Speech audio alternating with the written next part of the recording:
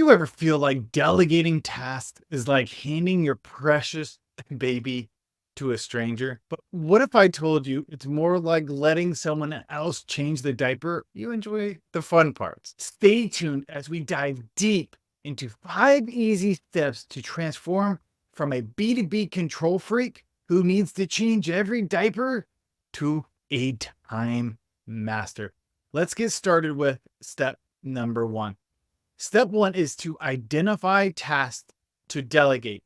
Effective delegation begins with understanding your workload and your responsibilities. If you focus on everything, you focus on nothing. So you might as well focus on the few things that matter the most. So start by listing all your daily, weekly, and monthly tasks. And for some of you, that might be pages long. And you'll be surprised at how much time you spend on tasks that don't require your unique expertise and don't move you any closer to your goals. There was a book, I forgot what book I had read, and they called it You're Stuck in the Daily Whirlwind. These are your dirty diaper tasks. So categorize into 4 groups. Group number 1 is repetitive tasks. These are regular tasks like data entry or scheduling, perhaps some legacy meetings. Group 2 is these time-consuming tasks. These tasks are tasks that take a lot of time but don't need your unique skill or capabilities. Group 3 is specialized tasks outside your expertise. These tasks could be like marketing if it's not your forte. If you're a marketing blob, you really shouldn't be the one posting on social media, doing the writing, doing the paid advertising. That needs to be delegated to somebody else. And then 4th is the developmental opportunities. Now, these are key. These are tasks that can help your team grow. Is if you're doing everything, how can your team learn the capabilities to grow their skill set? They can't. So is look at tasks that are lower risk and delegate those to your team to learn and grow. Next is eliminate those low value tasks that don't contribute to your goals.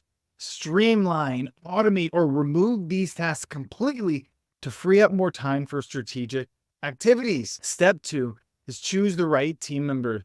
Selecting the right team members when you delegate is absolutely crucial.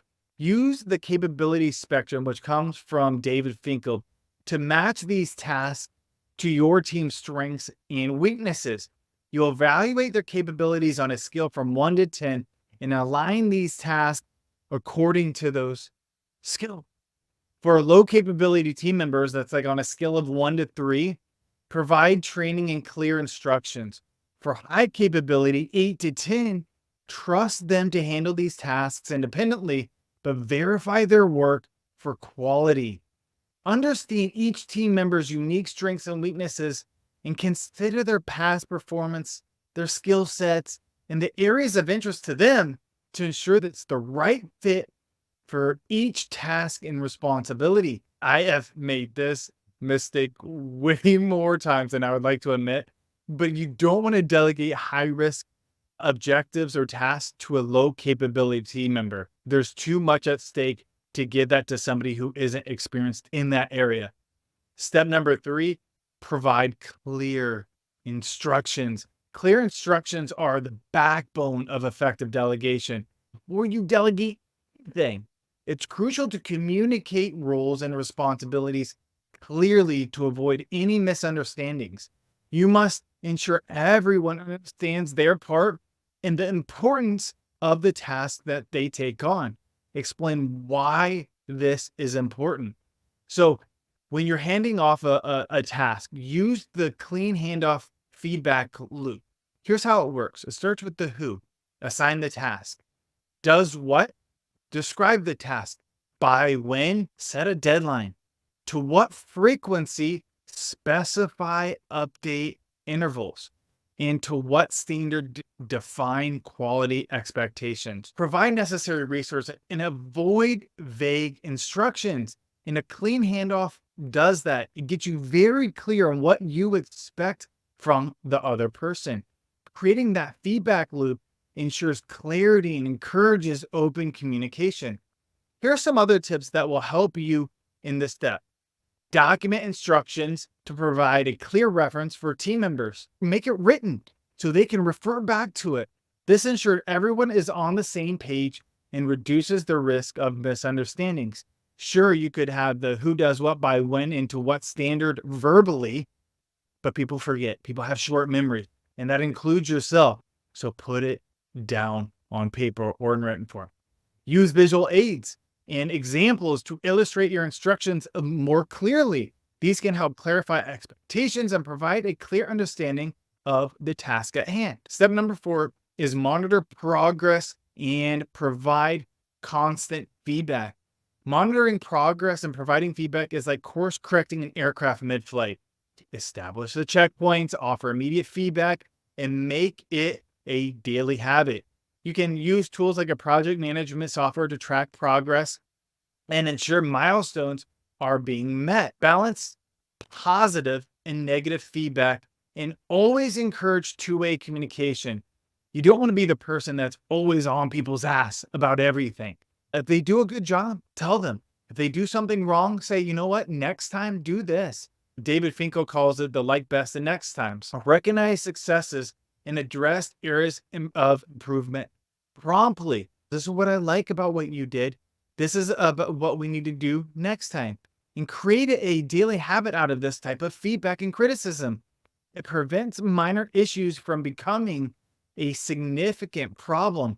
This keeps performance on track and helps your team improve continuously, day in and day out. Next is really use informal check-ins for course corrections. And those check-ins, not the weekly one-on-one or the monthly meeting, or God, even the quarterly review. That is way too long. If something occurs, you want to make sure you give the feedback in a timely manner because that helps your team stay aligned with project goals. Step number 5, trust your team, but always verify.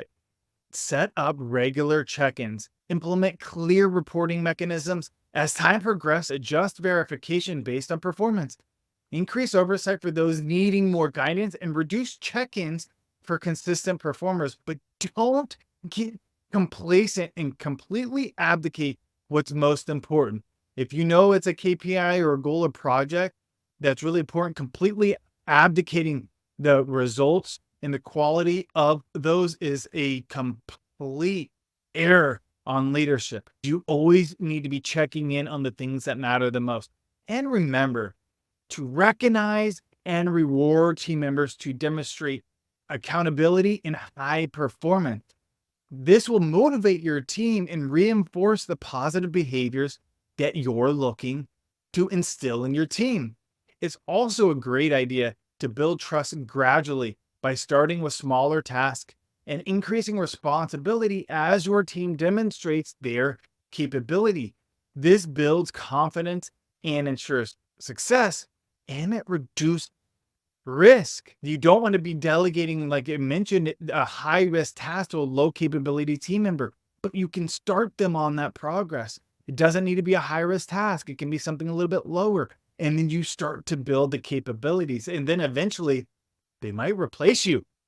So by following these 5 steps, you'll free up your time and empower your team to achieve a greater success as a team, but also individually. Start implementing these strategies today and watch how effective delegation can transform your B2B business.